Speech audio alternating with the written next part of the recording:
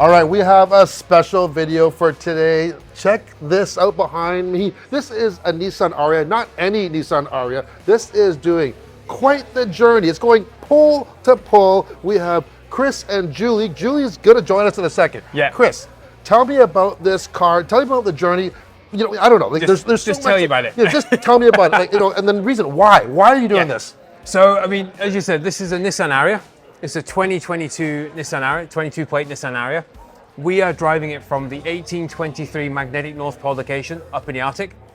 We've literally just got from there. We're a month into our journey, got here to Vancouver from there, and we're driving all the way to geographical South Pole in Antarctica. That is 17,000 miles, 27,000 kilometers, 14 countries in a pure electric car. First car in history to attempt it. By the way, you have come at a very rare time. It's always raining here, and for the one day that you're here, We it's bring actually the sunshine, nice. yes. You do. Now, there are some modifications to it. The drivetrain is stock? Yeah. Okay, So it's extended range, all-wheel drive. yes. And what kind of modifications? What we've done here, the first one is people see these. Yeah. So these are multi-purpose. So if we need to change a tire, we can't use a regular jack. So we need to fit a jack point into here. We jack the car up from the front. That allows us to change a tire. If we have an issue with the actual car itself, we can jack up from the front as well. If we get stuck in deep snow, which we did on regular occasions, it means we can be then pulled out as well by the support vehicle from any angle. And that's really the purpose of those. But in terms of the actual vehicle, the big modification that everybody notices straight off, right? Is the big tires. Look how tall they are. They are huge, and these are BF Goodrich KO2 39-inch tires. And the reason why we have, I'll come around here, the reason why we have these small alloy wheels and big rubber is when we're in the Arctic, we're traveling on ice, we're traveling through thick snow, we need traction. And to get traction and displace 2.5 tons of weight, we need to drop the tire pressures. Okay. So we were running anywhere between 8 to 4 PSI of tire pressure in these tires. Wow. They're currently sitting at 30 PSI just now. Okay, let's go around, coming close to here. So we have Yeah. some racks there. What do we got on the top there? So that is our satellite receiver. So for us to stay communicated and be able to post all these videos and let everyone know how we're getting on in the Arctic, that allows us to receive about 0.7 meg of internet connection. That's from Iridium. That's a full satellite communication. And yeah, I mean, that's how we kind of stay connected. So the question is, how many miles or kilometers do you drive a day in this, and how do you charge? So in the Arctic, completely different kettle of fish to what we're doing on the road. So in the Arctic, we didn't have a day.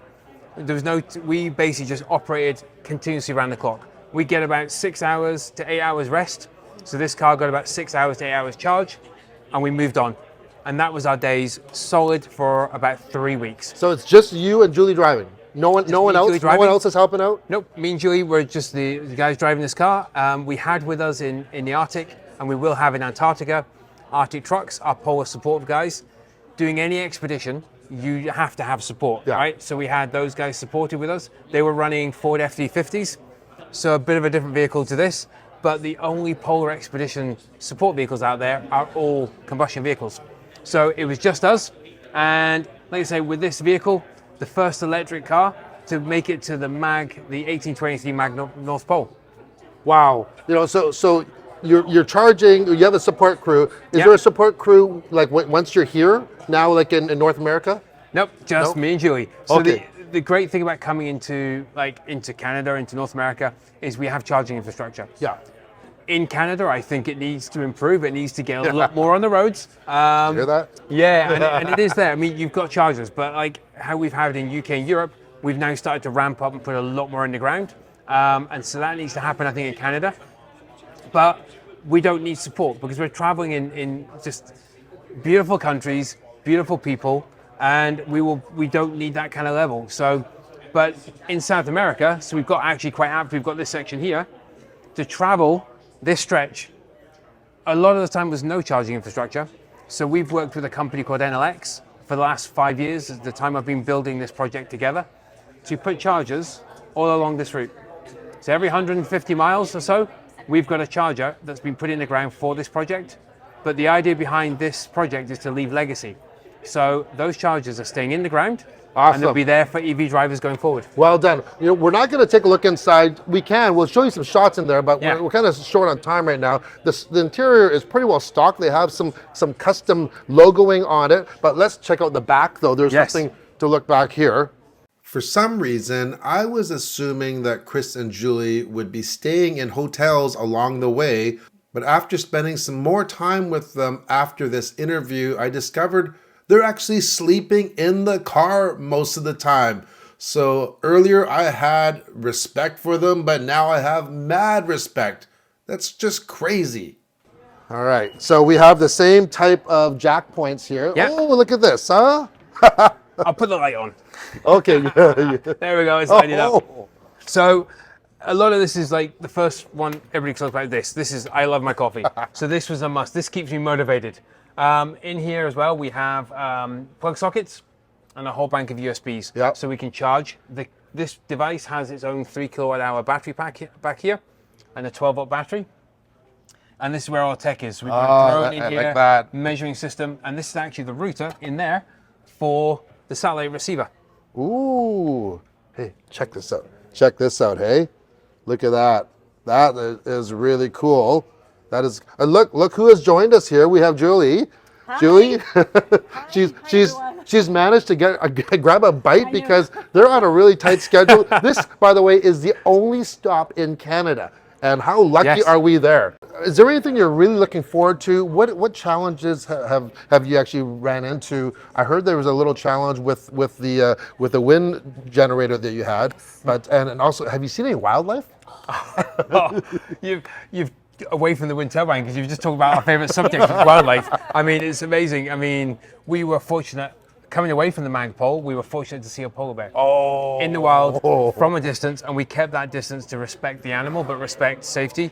I mean, it was crazy, wasn't it? It's a dream come true Really? to see a polar bear in the wild, and it's very, very difficult to see one apparently. So the fact that we saw one on our tracks as we were returning, It was following our tracks basically. It was beautiful. It was absolutely amazing. Yeah, and then and what are you looking forward to? Any other wildlife you're looking forward to along the ways? Yeah, you know, I mean, some crocodiles, some penguins. It's like, Any type of wildlife we love. Every time we see like bison on the side of the road, we saw mountain goats, we saw Arctic hare, Arctic foxes. We're We're hearing a lot about bears and cougars. We haven't seen any yet. Again, we want to see them from a distance, obviously, but it's elk and Banff. beautiful, isn't it, Banff? But when we travel to all the South America, we go through those countries. Again, the wildlife situation. We're going to cross the Andes. Who knows what we're going to see there? Yeah. I got two last questions for you guys because we're running short on time here. The first question is, why? Why do this? Yeah, simple. I mean, people all say EVs are not capable. They don't do long distance. They can't go very far. There's not enough chargers. We dispel all those myths. So we're basically showing to people they are capable. They are exciting. There is charging infrastructure. You can drive long distance, and we prove it. Yeah, and we have a bigger message as well to share, don't we? It's a 10-month journey, and we want to shine a spotlight on all the amazing things that the people, initiatives, projects, communities are doing for this world. And it's also learning for us, learning for others, and we want to inspire others and the younger generation too, with our story. So that's our mission. Yeah. Well, that's a great mission. And the last question, you mentioned 10 months, you're 1 month into it. How do you guys keep sane driving together, for hours at a time, in a box, okay? It's like are you gonna last 10 months? If you know the answer to that, could you tell us? No, I mean, one of the things we both love is travel, adventure, obviously, and cultures, but we have a very good relationship in the fact of when something needs to be said, we just say it, and then we just get on with it. We're not going to lie, we do have heated discussions in the car regularly.